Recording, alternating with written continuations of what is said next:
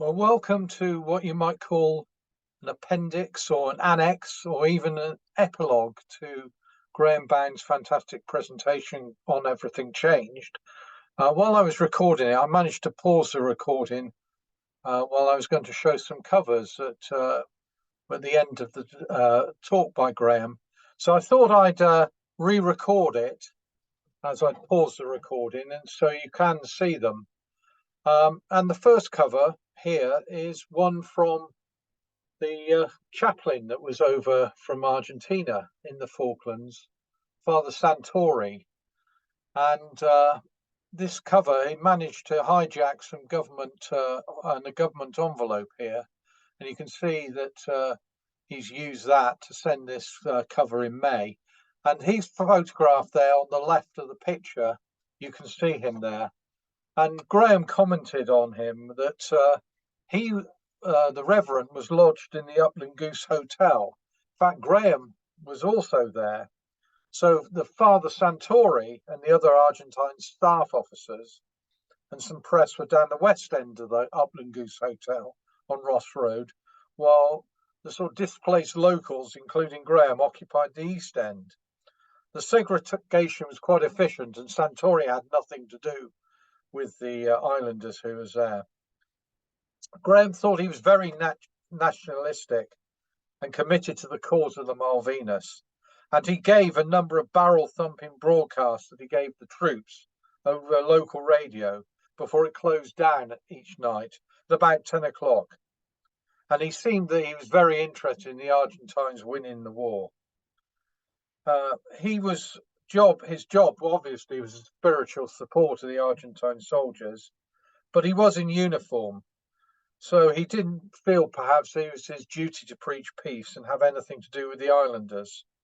But he did seem to have a very aggressive spirit. So there's a cover there from Father Santori.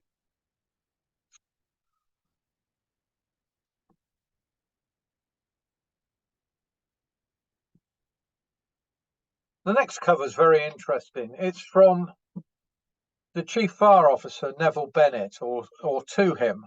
And you can see there that the cover was sent in April and reached the islands in April or May 1982.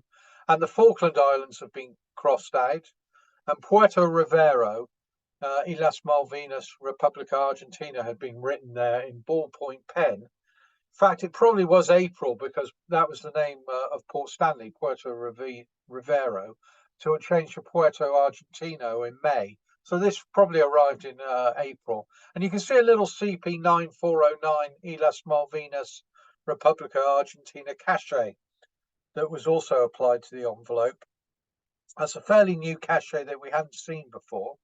And that was applied, as you can see here, and we know it on a couple more items as well. And you can see the photo top right of Neville pictured there standing on the ground with his Land Rover. Now, the interesting thing is his diaries recently been published by his daughter, a really good read called A Falklands Family at War, Diary of the 1982 Conflict. And in it, for April, in fact, Friday the 23rd of April, there was a meeting between some of the islanders and the Argentine High Command, including Bloomer Reeve, who was a sort of liaison with the islanders. And one of the questions asked in the meeting, I'll read from the diaries, was one islander asked, "Will our mail be not interfered with?" And the postal rep from Encatel jumped up, all flustered, and he asked, "Do you mean the post has been opened and interfered with?" And the islander replied, "No, the address and the stamps on the letters have been defaced, have been so for quite some time."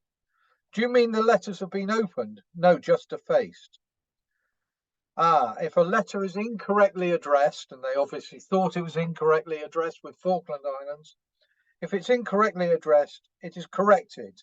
We do not have censorship. So I'd like to think it was one of these letters that arrived around this time that was mentioned in the meeting there. The third cover is quite interesting, recently seen, And that was a cover sent to the UK with a postmark of the 15th of May 1982. Now, it's our belief that when the total exclusion zone was put in place by the British in the end of April, that there wasn't any more mail going to the British Isles from the Falklands. But obviously, this one did. At the same time, all the outlets were closed or meant to be closed from the UK.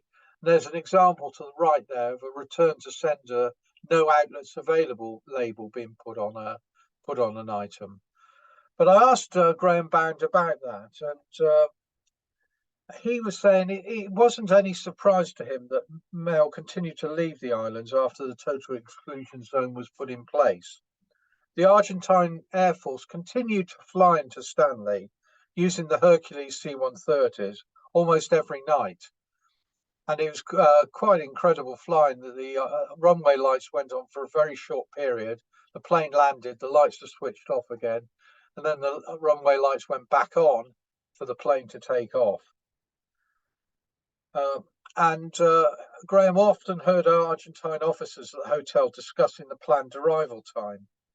He would go and watch when the runway lights were switched on a few seconds before the Hercules landed, and then immediately turned off again, as I said. He can remember receiving the occasional letter, and Bill Etheridge, the postmaster, stayed in post working with the Argentines being overseen by the Argentine Postal Services, Encatel. The Argentine Encatel rep was a civilian who didn't want to be there, and he and Bill had a mutual respect. So it's interesting to see that letters did leave the islands. Here's some family photographs. As you can see, it's been written in Spanish on the left-hand side of the envelope, being sent to the UK. This is an interesting letter. It's written by Wing Commander, as he was, Peter Squire. He later became Air Chief Marshal, and he was commanding the Harrier squadrons in Falklands at the time. And the Harriers bombed Denault's Head settlement because they thought the Argentines were going to construct a runway there. And Tim Miller, who was at Denault's, was unfortunately injured in the attack, and he actually lost an eye. And this was a letter explaining what had happened to Tim that was sent via SS Uganda, because he managed in the end to make his way to Stanley at the end of the conflict. And he was treated on board Uganda, but then released back into Stanley, and he was with his parents. And you can see there the envelope sent, handwritten by Peter Squire, has NOB not on board written and Civvy ashore. And then it went in this ambulance, a brown OHMS ambulance envelope. And you can see it has a little cachet, not on board Uganda there. And that went to Stanley and received a Stanley postmark. So it was an unfortunate incident at Denault's, but at least then Tim received this letter, as I say, explaining what had happened from Peter Squire. The next letter was actually sent to Graham, and you can see there that it's addressed to him in Stanley. It's in July 1982, when Penguin News, that he edited, was back in action. And it's from Peter Betts on board RFA Typhoon, and it was announcing the birth of his son on the 22nd of April. And it was picked up by the Helicopter Delivery System, or HDS, and you can see that annotated on the air letter there, which flew around and picked the mail off the ships and delivered it to the field post office that was based in Stanley. Now, it's quite interesting that there were a number of islanders that were serving on the various ships in the task force, or one islander actually in the Royal Marines as well. And you can see the list there of them, and there's Peter Betts there, one of two islanders with Kelvin Summers that was serving on RFA Typhoon. Now, one of the more famous post-surrender activities was the lengthening of Stanley Airport in August 1982. And when that happened, it was repairing the aircraft, repairing the runway that had been bombed by the Vulcans, but also lengthen it as well.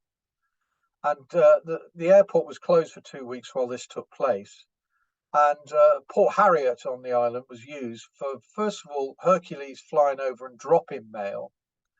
And then it would swing round and it would come in and with a grappling hook out of the loading bay of the Hercules, flying in at very low altitude. And it would pick up on a rope that was strung between two scaffolding poles, and it would snatch a mail bag by this method, and it would fly off back to Ascension with the mail bag picked up.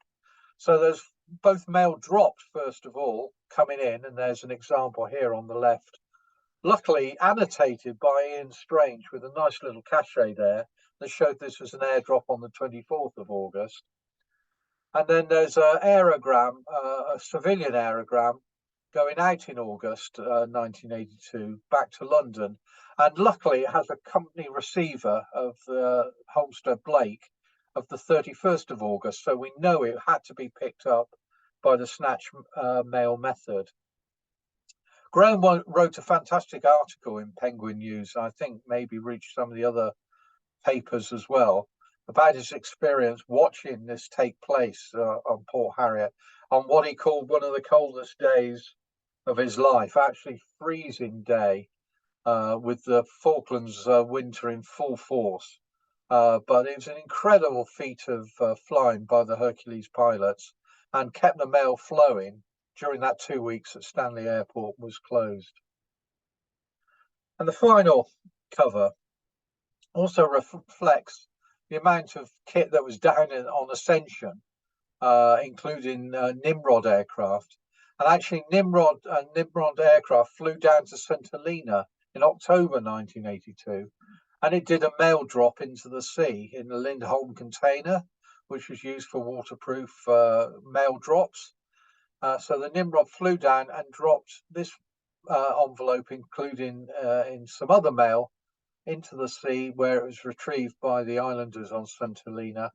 Not a little known, not well known sideline of the flying that was done from Ascension. And of course, I'm sure the islanders in St Helena were very pleased to receive the mail. So there we are. That's the covers that accompanied Graham's talk, and I hope you enjoyed hearing about them.